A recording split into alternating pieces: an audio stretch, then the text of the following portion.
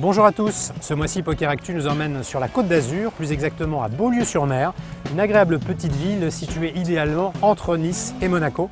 Et c'est là que se déroule la première édition des France Poker Series. Comme d'habitude, nous allons vous proposer quelques interviews légèrement impertinentes et un tout petit peu décalées. C'est tout de suite, mais juste avant, voici les indiscrétions de Poker Actu. Les joueuses professionnelles Shannon Elizabeth et Elise Lieu filmées en train de tirer un coup. Vous pouvez quand même pas passer à côté de ça. Bon d'accord, le jeu de mots était un peu facile, mais avouez qu'elles l'ont bien cherché. Allez, je vous laisse admirer ces images de toute beauté.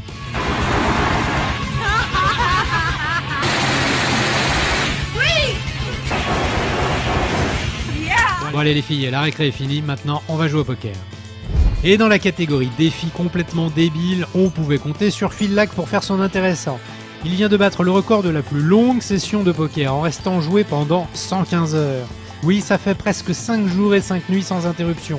Pendant tout ce temps, nous, on s'est demandé à quoi ça pouvait servir et on n'a toujours pas trouvé. Le monde du poker va peut-être accueillir l'homme le plus populaire de France, je veux parler de Raymond Domenech. Depuis quelques temps, il tourne autour des tables de poker et l'opérateur Bwin semble disposé à le sponsoriser. Au cas où on avait déjà oublié, le Raymond Domenech, c'est ça. Pour moi, cette équipe, elle a de l'avenir, elle a construit quelque chose, elle a montré quelque chose. Ah, sacré Raymond.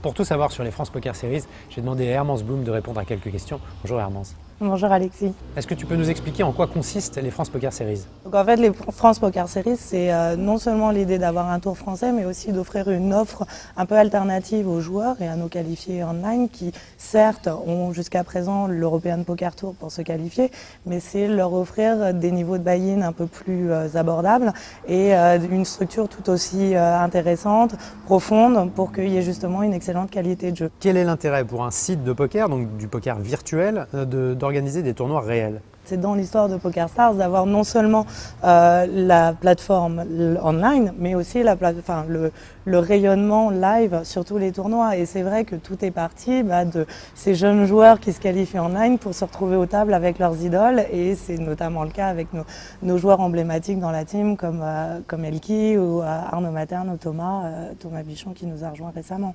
Est-ce qu'il y a vraiment un intérêt pour le marché français? Est-ce que c'est vraiment crucial d'être bien installé en France? Absolument, oui, PokerStars a de grandes ambitions sur la France. C'est un marché qui est très intéressant, qui représente à peu près peut-être le 4e ou le 5e plus gros marché dans le monde, où les ambitions sont sérieuses et où finalement ça paraît c'est une suite logique d'avoir un tour live sur le marché français. Vous avez choisi comme partenaire le groupe Partouche, pourquoi ce choix?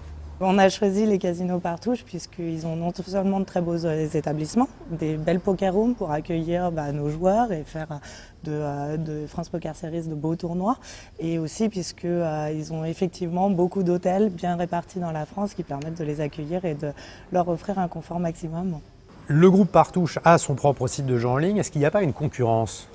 Non, parce que je pense que la poker room de Partouche offre un service, une offre de tournois différente de celle de PokerStars, à un moment où finalement peut-être que certains joueurs qui débutent commencent sur Partouche et après se retrouvent sur PokerStars parce qu'ils recherchent des tournois peut-être un peu plus relevés ou des structures différentes, et c'est vrai qu'on ne peut pas se le cacher.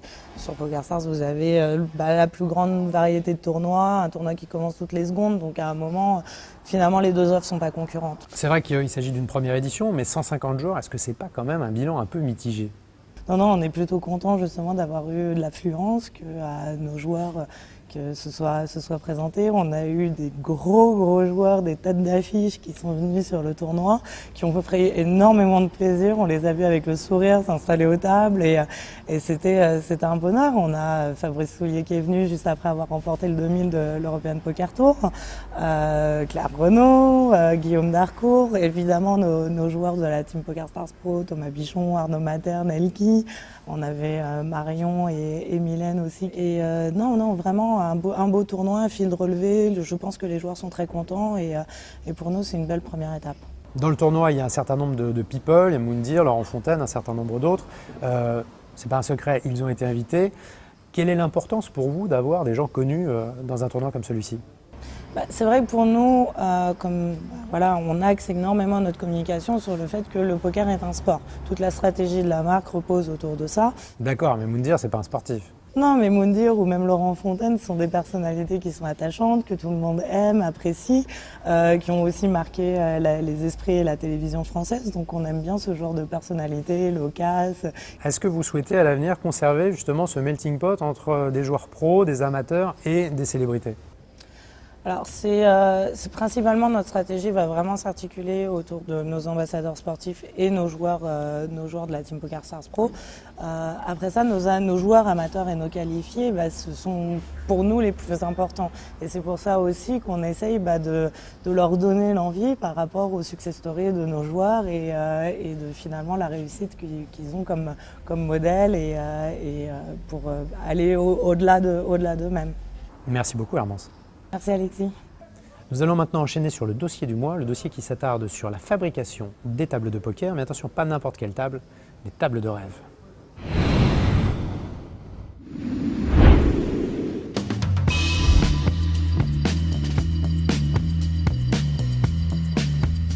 Bonjour, vous êtes chez Cénacle. Notre métier est de fabriquer des tables de poker personnalisées pour les particuliers. Vous êtes ici dans la partie showroom de notre atelier où vous allez pouvoir voir l'ensemble des revêtements et des finitions que nous proposons. C'est ici que nous définissons avec le client les revêtements qui vont lui aller. Un plateau se décompose en 3 parties, un accoudoir, un racetrack si le client en souhaite un, et un tapis. Pour chacune de ces parties-là, nous avons un certain nombre de revêtements disponibles, donc de couleurs et de types de matériaux.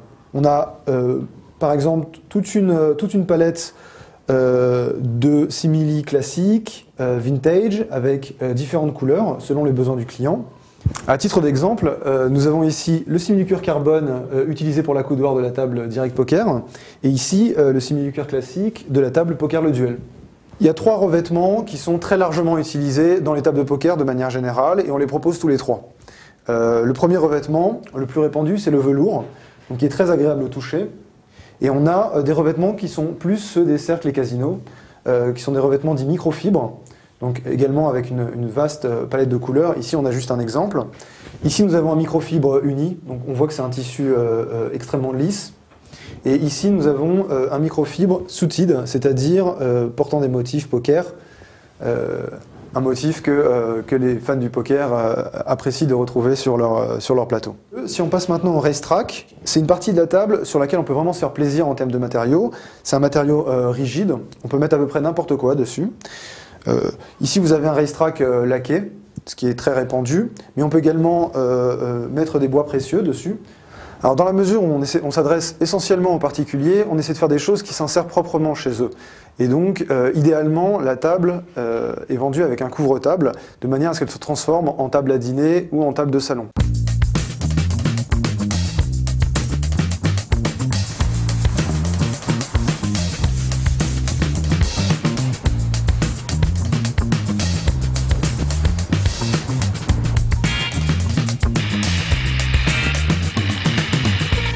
Une fois que tout cet assemblage est réalisé, on redémonte la table, on l'emballe ici de manière très propre et la table est expédiée pour être ensuite montée par nos soins chez le client. Voilà. Je suis avec un personnage unique en son genre et qui ne laisse personne indifférent, c'est Moundir. Salut Moundir, ça va? Salut Alexis, très bien, merci. Moundir, on ne se connaît pas très bien, mais je t'ai quand même vu plusieurs fois en dehors de la télé, etc. J'ai l'impression que le Moundir que je vois à la télé, c'est pas le même que le vrai Moundir. Il y a vraiment 2 personnages. Comment tu expliques ça et comment tu vis ça? En fait, il n'y a pas de décalage. Enfin, le Moundir que tu vois à la télé, c'est lui-même. Ensuite, ce qui fait de moi un personnage, c'est le montage qu'on montre dans les émissions. Donc si tu en reviens justement à l'aventure de Koh-Lanta et puis l'aventurier de l'amour, c'est moi-même, à part que je réagis de manière qui est moi, que ce soit lorsque je me sens touché ou bien lorsque ça touche un peu les valeurs. Donc voilà, c'est moi, je veux dire, dans ma vie, moi je rigole, je m'éclate, je travaille, donc voilà. Alors forcément après, ce qui fait vendre à la télé, c'est sexe, drogue et rock'n'roll, donc je touche pas la drogue, le sexe j'aime bien, mais pas à la télé. Donc voilà, pour la première fois, ça n'a pas été évident pour moi, mais je l'assume comme ce que je fais dans ma vie. Ensuite, il faut avoir beaucoup de recul nécessaire pour pouvoir encaisser pas mal de choses. On m'a inculqué le code de l'honneur, donc c'est ce qui me permet aujourd'hui de pouvoir affronter pas mal de choses et d'encaisser aussi beaucoup. Il y a de plus en plus de people, entre guillemets, qui se mettent au poker, mais toi, ta particularité, c'est que tu fais partie des vrais passionnés du poker. Qu'est-ce qui te plaît tant dans ce jeu? Moi, j'adore le poker. Pourquoi? Parce qu'à l'époque, quand j'allais jouer aux États-Unis au basket, quand je m'entraînais là-bas et j'allais voir mon pote, j'avais vu un World Series et j'avais vu un mec avec un chapeau de Jerry Wing, tu vois, lunettes, moustache, bouc et tout. Putain, en fait, c'est Ferguson. Je dis, mais putain, mais ce mec, il est vachement classe, quoi. J'ai l'impression que c'était un bonhomme du catch, tu sais, les mecs, quand ils arrivent avec leur cap, leur masque et tout, machin, tu vois. J'ai dit à mon pote de m'expliquer et il m'a expliqué plus ou moins les bases. Voilà, et ensuite j'ai fait du par cœur. Et je me souviens, le lendemain, on était parti faire un cash game chez un de ses potes et j'avais pris 800 $. Donc je me suis dit, bah tiens, c'est pas mal, on va continuer. Donc ensuite, je suis rentré dans du par cœur, parce que moi j'aime bien faire du par cœur. Eh ben, j'ai appris tout sur, je veux dire, les personnages emblématiques. Et je regardais leur mimique, je regardais leur jeu, qu'est-ce qu'ils relançaient sur certaines cartes et tout. Et je me suis dit, tiens, bah, ça serait intéressant. Donc je notais, et puis voilà, ensuite je me suis lancé, et puis j'ai regardé notamment tes émissions. Et tu es toujours bien entouré. Oui, ça va, je me débrouille pas trop mal. Et qu'est-ce qui t'énerve dans le poker? Waouh! Qu'est-ce qui m'énerve dans le poker? À vrai dire, ce qui peut m'énerver dans le poker, je crois que c'est un peu général et un peu partout dans le monde, c'est quand je pars favori, que je me mange un putain de bad beat, soit à la turn ou à la river, et ça me fout les boules parce que je me dis par exemple, là j'ai As-3, je balance tapis, le mec me suit, il a As-Dame, l'As sort au flop. Je dis putain, mais la dame ne doit pas exister à ce niveau-là. C'est-à-dire qu'il n'y a plus de carte, elle doit se désintégrer. La dame n'y est plus. À la limite de la triche, si je peux me permettre. Et là, sa dame, elle sort. Et là, tu as juste une chose, c'est d'envie d'être athée, quoi. Tu vois, de croyant, tu passes athée, tu crois plus en rien. Tu arrives, tu dis à ta femme, tu divorces, tu lui envoies les papiers, voilà, quoi. Et dans ce cas-là, à la table, tu te comportes comment concrètement? Bah, à la table, je me comporte de la même manière que je me comporte dans la vie de tous les jours, c'est-à-dire, je fais putain, fais chier, et puis voilà, quoi. Mais bien joué. Faut saluer la prestation, enfin pas le croupier bien sûr, mais justement l'adversaire avec qui j'étais en hands-up et ça reste qu'un jeu. Je t'ai observé un petit peu au cours du tournoi, tu parles beaucoup, tu fais vraiment le show. Oui, je parle beaucoup parce que j'ai envie d'animer la table et j'essaye de voir un peu la faiblesse des gens lorsqu'on essaye de faire des caricatures. Moi j'adore faire Dark Vador quand j'arrive et quand je lance, quand je raise. Je fais Dark Vador ou quand j'envoie un tapis, donc j'essaye un peu de déstabiliser la personne pour savoir. Et alors Dark Vador, ça donne quoi? Écoute, transformation.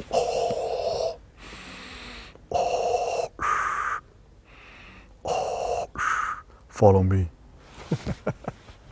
Voilà. Vous mettrez ça dans le making-of, bien sûr.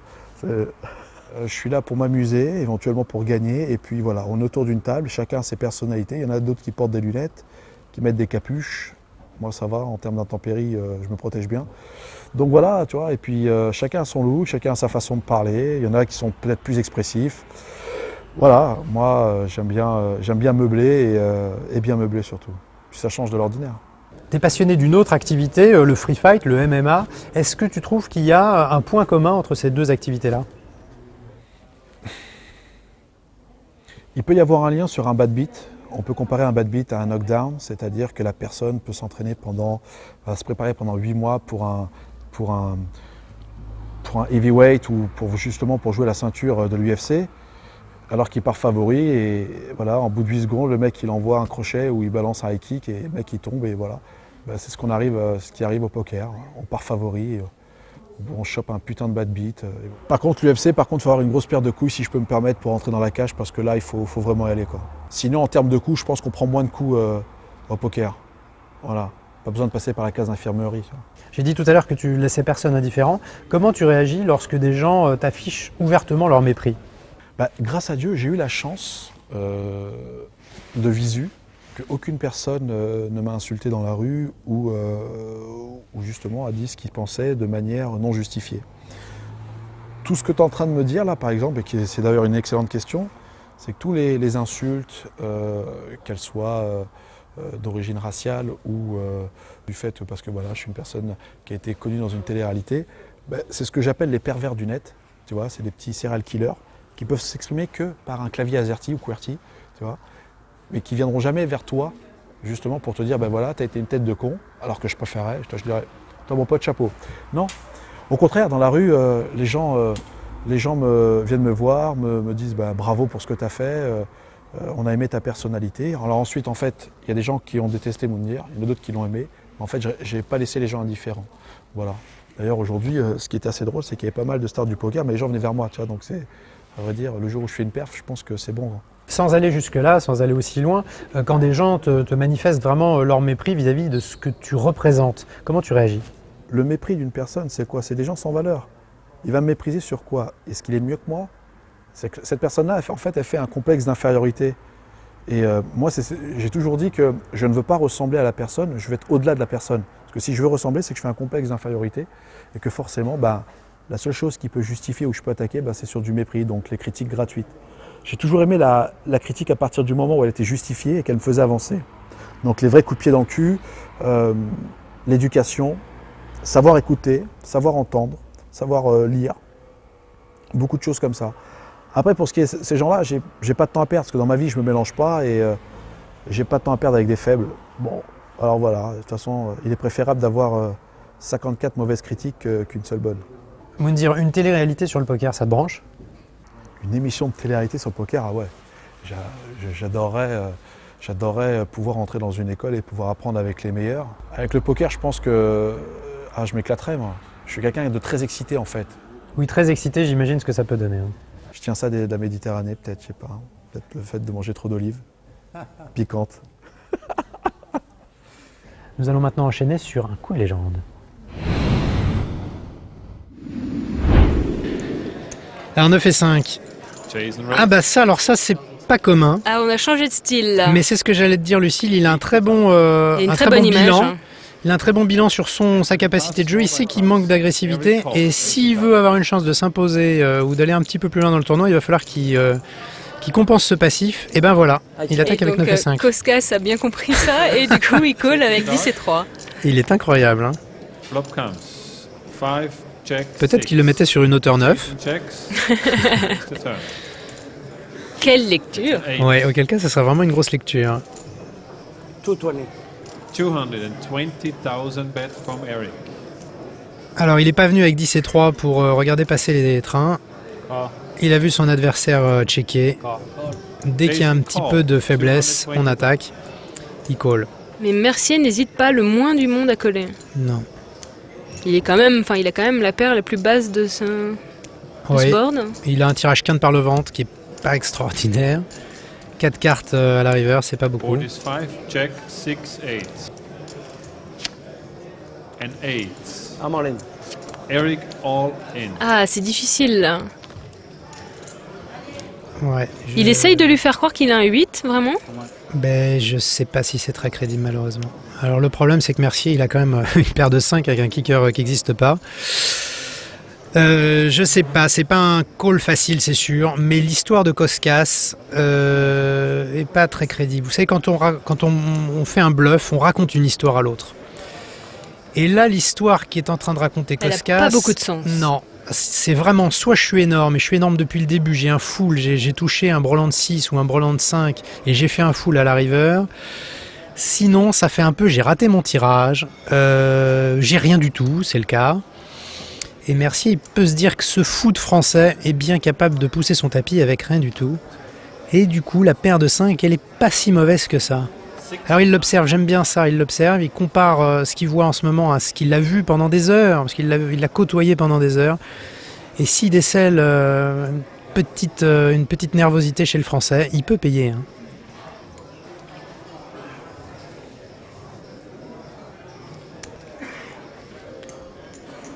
C'est quand même difficile à connaître. C'est très difficile de payer. D'accord. Oh, il paye. Call. Eric all in. Très très bien joué. C'est un magnifique call. Il a une capacité d'analyse assez impressionnante sur ce coup-là. Ah, c'est remarquable, effectivement, c'est remarquable. Bonsoir Laurent Fontaine. Salut Alexis. Alors je sais pas si tu te rends compte, on est en train d'inverser un peu les rôles. Le joueur de poker qui se prend pour un animateur, qui interviewe l'animateur qui se prend pour un joueur de poker. Ah, mais je pense que tu es meilleur animateur que moi, je suis joueur de poker. Ah c'est gentil ça. Non, c'est vrai. Est-ce que tu peux nous dire comment tu as découvert le poker? Je vais te faire la réponse que tout le monde fait. Je joue au poker fermé depuis toujours. Je joue au Texas depuis, on va dire 5 ans, 6 ans, de manière un peu intensive. Ce que j'appelle intensif, c'est, parce que tu vas me poser la question, c'est environ 2 fois par semaine. Au bureau, le jeudi soir, et puis ça devient tous les jeudis soirs, et puis voilà, et on se retrouve à 5-6, et puis après on commence les tournois, on commence le net. Et voilà, c'est le cheminement classique du joueur qui joue pas depuis 45 ans, quoi, comme certains. Tu joues souvent? Ouais, je joue de plus en plus. Parce que tout simplement, j'ai pas d'addiction particulière. En général, dans la vie, j'en ai jamais vraiment eu. J'ai beaucoup joué au casino dans le temps, mais tu vois, j'ai pu m'arrêter pendant 2 ans. J'ai arrêté de jouer au casino, j'avais beaucoup joué en gain. Mais le poker, je suis pas addict au jeu, je suis très intéressé par ce jeu. C'est-à-dire que c'est un jeu qui est tellement complexe et qui est tellement intelligent et qui te développe de tels logiciels dans ta tête que ça me passionne, voilà. Donc j'ai un regard sur le poker qui est un regard d'humilité, comme tous ceux qui apprennent à jouer, d'intérêt immense. J'adore parler avec les grands joueurs de poker, j'adore les voir jouer et je trouve que c'est un jeu qui rend intelligent le poker. Donc t'es pas vraiment gambler, si je comprends bien. Je suis globalement gambler, je ne vais pas te dire le contraire, mais voilà, ce jeu-là me fait un effet particulier. C'est assez proche pour moi du jeu d'échecs ou du golf que je pratique. C'est un jeu où il faut remettre ses fondamentaux en place en permanence, où la patience est très importante, où on apprend tout le temps, à chaque minute qu'on joue, et que plus tu joues contre des gens qui jouent très bien, c'était le cas ce soir, il y avait de très bons joueurs, plus tu apprends. Et c'est aussi le seul jeu où on en parle beaucoup après. Ouais, alors, ouais, t'as raison, c'est vrai que le golf et le poker, c'est les 2 seules activités humaines, je crois, avec la baise, où on parle de ces coups qu'on a fait avant. Alors, on peut se moquer, et à la fois, c'est à mon avis, les grands joueurs qui font ça, les gens qui jouent beaucoup, et ça prouve qu'ils ont de la mémoire. Et je pense que ce jeu ne peut pas se jouer efficacement, comme beaucoup d'activités qui demandent de l'intelligence, si t'as pas une immense mémoire. Alors tu participes au France Poker Series, dans quel état d'esprit tu abordes ce genre de tournoi? Est-ce que tu veux vraiment la gagne? Non, ça serait stupide. Non, je viens pour me placer, ça c'est clair. Je viens pour rentrer en l'argent, mais je viens pour apprendre principalement. Voilà, je pense que ça m'a donné envie, ce que j'ai fait aujourd'hui, d'en jouer de plus en plus des tournois, ça c'est clair. Est-ce que le poker a influencé ta manière de prendre des décisions dans la vie? Est-ce que de manière générale, ça a influencé ta vie? Non, parce que bizarrement, je ne joue pas au poker comme je suis dans la vie. C'est-à-dire que je suis plutôt quelqu'un de bavard, quelqu'un qui est dans l'empathie avec les autres, dans la conviction, un peu lâche au sens pas large, tu vois, pas serré. Et au poker, je joue exactement à l'inverse. Je suis extrêmement serré, je suis assez peu agressif. Donc tu vois, c'est assez étonnant. On ne peut pas dire que l'un vraiment influence l'autre, en l'occurrence. À notre confrère City Poker, tu as dit que tu ne bluffais jamais. C'est du bluff. Je suis peu bluffeur, mais parce que je pense que quand tu joues beaucoup au poker et que tu joues souvent au poker, tu apprends que le bluff est moins important qu'on l'imagine. Ça, c'est vraiment l'erreur de débutant classique, c'est quand tu parles aux gens qui ne connaissent pas le poker, ils te disent c'est un vrai jeu de bluffeur. Hein. Non, c'est pas un jeu de bluffeur le poker. Est-ce que tu regardes des émissions de poker à la télé? Ouais, je regarde beaucoup d'émissions sur le poker, bien sûr. Il y en a qui m'intéressent, d'autres moins. Je trouve que globalement en France, l'offre de poker télévisuelle est un peu chipouille. C'est un peu méchant de dire ça, mais voilà, c'est ce que je pense. Il n'y a pas un vrai grand magazine sur le poker en France, je trouve ça dommage. À part des émissions comme la tienne où on parle un peu plus, on va faire des tournois, on explique des choses, on a des joueurs qui parlent, etc. Sinon, c'est de la captation d'émissions américaines qui sont extrêmement bien faites, avec évidemment des témoignages de joueurs qui sont un peu présentés comme les catcheurs et tout. C'est bien foutu comme les Américains savent faire. Je trouve qu'il manque peut-être une émission intelligente et complète à la télé sur le poker, mais je pense qu'elle n'aurait pas son public en vrai. Parce qu'on sait que le poker, même s'il y a un raz-de-marée incroyable, ça reste une niche. Merci beaucoup Laurent. Je t'en prie Alexis. Nous allons maintenant enchaîner sur le légendaire zapping de Poker Actu.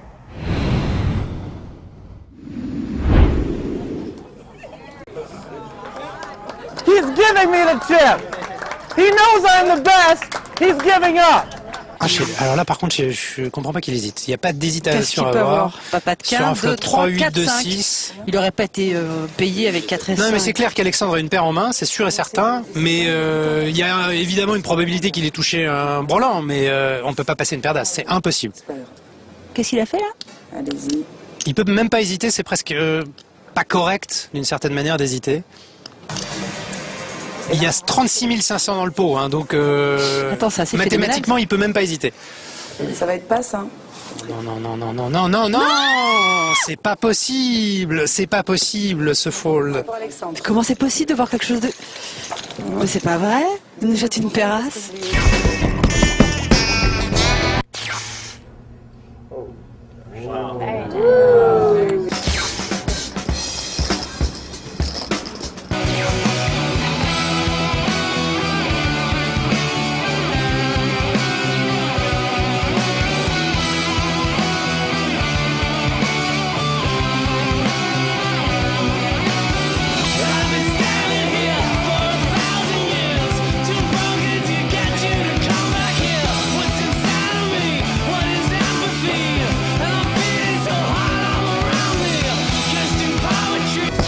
He checks in the dark is what he's doing.